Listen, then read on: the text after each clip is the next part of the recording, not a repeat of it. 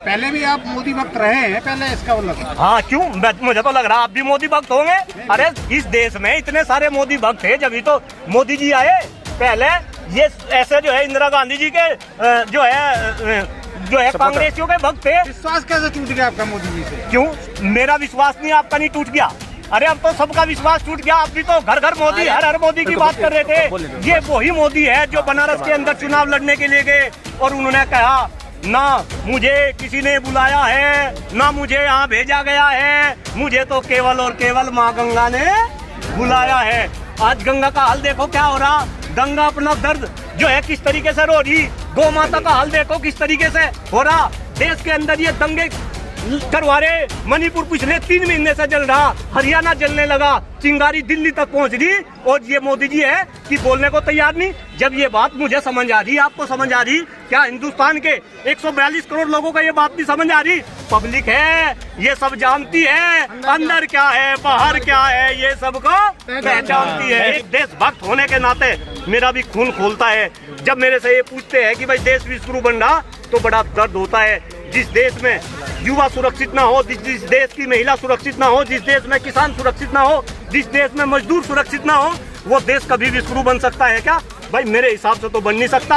आप कितना भी ढिंढोरा पीट लो। जो कहा वो बिल्कुल कटु सत्य है। देर हो सबेर हो, सत्य में जाते, सत्य की हमेशा विजय होती है। और मैं तो आज अभी प्रियंका गांधी जी का भी जो है ट्वीट देख रहा था। प्रियंका गांधी जी ने एक बहुत बड़ी बात कही कि गौतम बुद्ध ने हमें सिखाया है कि 3 चीजें बहुत दिनों तक छिपाई नहीं जा सकती, और वो 3 चीजें हैं चांद, सूरज और सत्य। भाई अपने आप में बहुत ही करारा चपत है भारतीय जनता पार्टी सरकार के ऊपर। जिस तरीके का षड्यंत्र भारतीय जनता पार्टी वालों ने कांग्रेस के प्रति और राहुल गांधी जी के प्रति ये रचा था, और किस तरीके से रचा, इसके पीछे क्या पटकथा हुई, आज शायद वो सभी के सामने है। अपने आप में बहुत ही बड़ी जीत मैं मानूंगा ये कांग्रेस की भारतीय जनता पार्टी के ऊपर। 2024 में क्या होगा ये तो आप देखते जाओ, और ये तो होना शुरू हो गया। आप देखो हिमाचल प्रदेश में क्या हुआ, आप देखो कर्नाटका में क्या हुआ, और आप देखो जिस तरीके से भारतीय जनता पार्टी के खेमे में जो है भगदड़ मच रही। जब से इंडिया एक गठबंधन बना, 26 पार्टियों का गठजोड़ बना, जिसमें कांग्रेस महत्वपूर्ण भूमिका में है। जिस दिन इस इंडिया की मीटिंग बेंगलोर के अंदर चल रही थी, आंगन फांगन में मोदी जी को एनडीए की मीटिंग करनी पड़ी, और वहाँ पे भी कितनी पार्टियों को बुलाया गया? 37 पार्टियों को। 38 तो भारतीय जनता पार्टी होगी ना, तो टोटल 38 पार्टियों को बुलाया गया। लेकिन उन 37 पार्टियों का अस्तित्व क्या है, ये भी बात कहीं ना कहीं देखने वाली है। अब हिंदुस्तान की जनता को सारी की सारी बातें अच्छे से समझ आ गई। भारतीय जनता पार्टी वालों की केवल और केवल इस देश में एक ही नीति है जो अंग्रेजों की नीति थी। अरे अब तो छोटा मोदी हो, बड़ा मोदी हो, पतला मोदी हो, मोटा मोदी हो, इन सारे मोदियों की हार हुई है ये। और जनता जिस तरीके से देख रही, जिस तरीके का रिस्पॉन्स जनता का मिल रहा। मैं तो भाई यहाँ कांग्रेस मुख्यालय में हूँ, मैं पिछले काफी समय से कांग्रेस मुख्यालय में आ रहा, लेकिन जिस तरीके की उमंग, जिस तरीके का उल्लास, जिस तरीके की बॉडी लैंग्वेज आज मैं यहाँ कांग्रेस जनों के चेहरों पे देख रहा, अपने आप में अकल्पनीय, अद्भुत और बहुत ही अच्छा, मुझे भी बहुत अच्छा लग रहा। जामिया वर्ल्ड, इंसाफ की आवाज। आपको बता रहा कि आने वाला टाइम जो 2024 का जो चुनाव है, वो भारतीय जनता पार्टी के लिए एक कड़ी चुनौती कांग्रेस पेश करेगी। और मैं तो जगह जगह आंकड़े भी दे रहा। भाई अगर आप फिलहाल वर्तमान के आंकड़े देखो, जो एक तरफ ये 26 पार्टियों का कुनबा है इंडिया के रूप में, एक तरफ 38 पार्टियों का कुनबा है एनडीए के रूप में। अगर मैं इंडिया की बात करूं, 2019 में इस इंडिया को 25 करोड़ 20 लाख वोट मिले थे, और अगर मैं इधर एनडीए की बात करूं तो यहाँ पे 24 करोड़ 20 लाख वोट मिले थे। यानी कि 2019 में इंडिया वालों को 1 करोड़ वोट ज्यादा मिले थे, और वे भी तब जब ये आपस में लड़ रहे थे। आज तो ये संगठित होकर लड़ रहे, तो कहीं ना कहीं आप भी सोचो और ये हिंदुस्तान की जनता भी सोच रही। और यही तो कारण है कि मोदी खेमे में खलबली मच रही, आज हर कोई कांग्रेस की तरफ, आदरणीय राहुल गांधी जी की तरफ नजरें उठा के देख रहा। आज हिंदुस्तान की जनता कहीं ना कहीं त्रस्त है भारतीय जनता पार्टी की जो है सरकार से, और लोग इस बात को सोच रहे हैं कि जिन मुद्दों को लेकर हमने ये सरकार बनाई थी 2014 में, वे मुद्दे तो सारे गायब कर दिए। क्यों भाई? कहाँ गया भ्रष्टाचार, कहाँ गया काला धन, कहाँ गई महंगाई, कहाँ गई 2 करोड़ प्रतिवर्ष युवाओं को नौकरी, कहाँ गई गंगा की जो है सफाई? अरे गंगा की सफाई जिसको हम माता मानते हैं, इन्होंने वादा किया था और उसमें उमा भारती को जो है मंत्री बनाया था, और उमा भारती ने बयान दिया था कि अगर गंगा को निर्मल और पवित्र ना कर सकूं तो इसी में कूद कर अपनी जान दे दूंगी। कहीं ना कहीं अब जनता को इनके मखौटे का पता चल गया और इसका परिणाम 2024 में सभी को देखने को मिलेगा। तो ये कह रहा कि भाई अब तो कहीं ना कहीं कांग्रेस की लहर, जिस तरीके से आप देखो हिमाचल प्रदेश के अंदर रिजल्ट आया, इसके बाद महाराष्ट्र में ये कह रहे थे कि भाई महाराष्ट्र में तो जो है भारतीय जनता पार्टी की सरकार बनेगी, लेकिन वहां भी जो है कांग्रेस की सरकार बनी। और अभी आने वाले समय में 5 राज्यों में जो है चुनाव होंगे। बिल्कुल गंभीरता के साथ इस बात को मैं कहना चाह रहा कि वहां पे भारतीय जनता पार्टी का सूपड़ा जो है साफ होगा। बस ये कितनी भी अपने आप को पॉजिटिव दिखाने की कोशिश करे कि भाई ये हो रहा वो हो रहा, लेकिन कुछ नहीं हो रहा। 5 राज्यों में भी जो है कांग्रेस की सरकार बनेगी, भारतीय जनता पार्टी बुरी तरीके से हारेगी और 2024 में कांग्रेस का जो लीड गठबंधन है इंडिया, वो भारतीय जनता पार्टी को जबरदस्त टक्कर देगा। हमें मोदी जी घोषणा करते थे तो लोग सीरियसली लेते थे। डॉक्टर कुलदीप मलिक भी उनमें से एक था। मुझे लग रहा था जैसे मोदी जी घोषणा कर रहे थे कि 100 दिन में काला धन वापस आ जाएगा, महंगाई कम हो जाएगी, भ्रष्टाचार कम हो जाएंगे, है युवा इस देश का समृद्ध होगा, गंगा निर्मल एवं पवित्र होगी। डॉक्टर कुलदीप मलिक भी मोदी जी की भविष्यवाणी को जो है सीरियसली लेता था। लेकिन अब पूरी गंभीरता से मैं इस बात को बता रहा कि अब हिंदुस्तान के 142 करोड़ लोग मोदी जी क्या घोषणा कर रहे, मोदी जी क्या कह रहे, इस बात को सीरियसली नहीं लेते। अब तो लोग ये देख रहे कि भाई कांग्रेस वाले क्या कह रहे, राहुल गांधी जी का क्या बयान है।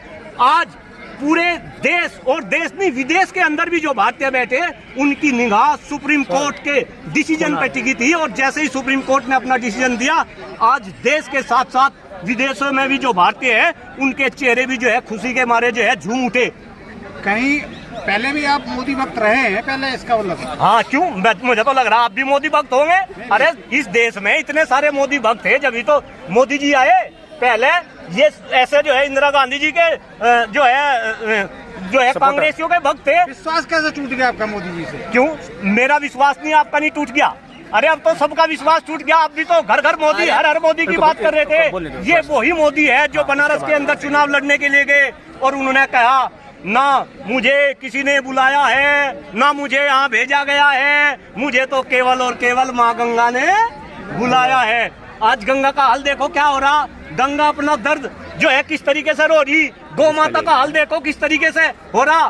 देश के अंदर ये दंगे करवा रहे। मणिपुर पिछले 3 महीने से जल रहा, हरियाणा जलने लगा, चिंगारी दिल्ली तक पहुंच रही, और ये मोदी जी है कि बोलने को तैयार नहीं। जब ये बात मुझे समझ आ रही, आपको समझ आ रही क्या? हिंदुस्तान के 142 करोड़ लोगों को ये बात नहीं समझ आ रही। पब्लिक है, ये सब जानती है अंदर क्या है बाहर क्या है, ये सबको पहचान की बात लोगों को समझने की जरूरत है।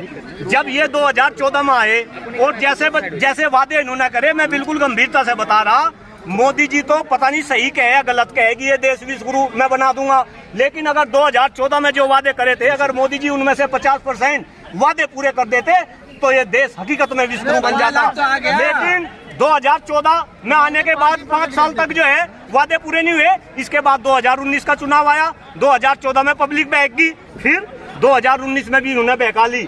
लेकिन अब 9 साल हो गए और 10 साल हो जाएंगे। अब जब 1 साल बाद चुनाव आएगा, अब ये पब्लिक बहकने वाली नहीं है। अरे ये तो ऐसी पब्लिक है, अंग्रेजों को भगा दिया, ये तो काले अंग्रेज आ रहे, इन्हें भी भगा देंगे। और मैं यहाँ पे अटल बिहारी वाजपेयी जी का एक स्टेटमेंट याद दिला रहा।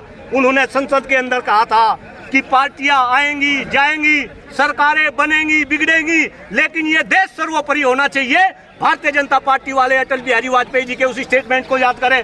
अगर आप इस देश के अंदर नफरत फैलाएंगे, धर्म के नाम पे लोगों को लड़वाएंगे, जाति के नाम पे लोगों को लड़वाएंगे, आप तो घर घर के अंदर लड़ाई करा रहे, आप तो बेटे को बाप से लड़वा रहे, तो कहीं ना कहीं अब जनता समझ गई कि भाई वे तो थे जो है गोरे अंग्रेज, और ये आगे काले अंग्रेज। अब इन काले अंग्रेजों को भी जनता इस तरीके से भगाएगी, इस तरीके से भगाएगी कि आने वाली 7 पुश्तियां भारतीय जनता पार्टी की याद करेगी, इनको ऐसा कर देगी कि मोदी जी ने देश बदल दिया, विश्व अमृतकाल चल रहा है। भाई आप यहाँ इतने सारे मीडिया बंधु खड़े और आप में से मोस्टली यंग है। ये देश चलाने वाले मोदी जी छाती पीट पीट के कहते हैं कि ये देश युवाओं का देश है, और है भी युवाओं का देश। मैं तो आपसे ही पूछ रहा, अरे आपको क्या दे दिया मोदी जी ने? इस देश में सांस लेने के लिए हवा नहीं छोड़ी, पीने के लिए पानी नहीं छोड़ा, खाने के लिए शुद्ध खाद्यान्न नहीं छोड़ा, आपके लिए शिक्षा व्यवस्था नहीं छोड़ी, आपके लिए रोजगार नहीं छोड़ा, और आप कह रहे कि मोदी जी विश्व गुरु बना देंगे देश को। अरे शर्म आनी चाहिए अगर लोग इस तरीके की बात करते हैं। भुखमरी में आज भुखमरी में हमारा कहाँ नंबर है, महंगाई में हमारा कहाँ नंबर है, और जो विश्व के डंके की बात करते हैं। अभी मोदी जी अमेरिका के अंदर थे, पूछ के देखो मेरे सारे जितने मित्र हैं सारे बाहर के कंट्री में, अमेरिका में, इंग्लैंड में आजकल थूथू हो रही मोदी जी के कारनामों के ऊपर, और मोदी जी अब भी बोलने को तैयार नहीं। पिछले 90 दिनों से मणिपुर जल रहा, जिस तरीके की वीडियो वहां पर आ रही, एक कारगिल के शहीद की पत्नी को नंगा घुमाया जा रहा। अरे शर्म आनी चाहिए। मोदी जी बेटी पढ़ाओ और बेटी बचाओ की बात करते हैं, और इस तरीके की घटना, और डबल इंजन की सरकार। हमेशा भारतीय जनता पार्टी के नेताओं ने कहा कि जहां पे भाजपा की सरकार होगी वहां जो है दंगे नहीं हो सकते, लेकिन मणिपुर में भाजपा की सरकार है, हरियाणा में भाजपा की सरकार है, और यहाँ पे दंगे हो रहे। शर्म आनी चाहिए मोदी जी को, और जो है भारतीय जनता पार्टी के नेताओं बताओगे। और मैं एक बात और बता दूं, जो ये बताते हैं वो होता नहीं, और जो ये कहते हैं वो ये करते नहीं, और जो होता है वो ये बताते नहीं, और जो ये करे वो ये बताते नहीं। ये बात मैं भी समझ रहा, ये बात आप भी समझो। बस इनकी एक ही नीति है कि हमें सब बांट दो, और बांट के जो ये असली मुद्दे हैं देश की राजनीति में, असली मुद्दे क्या होने चाहिए आपके हिसाब से? मैं बता रहा, मुद्दा होना चाहिए शिक्षा का, स्वास्थ्य का, पर्यावरण का, जनसंख्या का, बेरोजगारी का, महंगाई का, भ्रष्टाचार का, दलित का, वंचित का, किसानों का, ये मुद्दे होने चाहिए। लेकिन मुद्दे क्या है? जाति के, धर्म के, संप्रदाय के, मंदिर के, मस्जिद के। तो कहीं ना कहीं बस मेरी हाथ जोड़ के देश के 142 करोड़ लोगों से यही विनती है कि आप असली मुद्दों की राजनीति में बात करो। कहाँ गए स्मार्ट सिटी, कहाँ गई बुलेट ट्रेन? अरे सारा देश बेच दिया, गेल बेच दी, भेल बेच दी, तेल बेच दिया, आकाश बेच दिया, पाताल बेच दिया, सारे संस्थान बेच दिए, और अब भी इस तरीके की बात हो रही है। और खास तौर से जब मीडिया कर्मी इस तरीके की बात करते हैं तो एक देशभक्त होने के नाते मेरा भी खून खोलता है। जब मेरे से ये पूछते हैं कि भाई देश विश्व गुरु बन रहा, तो बड़ा दर्द होता है। जिस देश में युवा सुरक्षित ना हो, जिस देश की महिला सुरक्षित ना हो, जिस देश में किसान सुरक्षित ना हो, जिस देश में मजदूर सुरक्षित ना हो, वो देश कभी विश्व गुरु बन सकता है क्या? भाई मेरे हिसाब से तो बन नहीं सकता। आप कितना भी ढिंढोरा पीट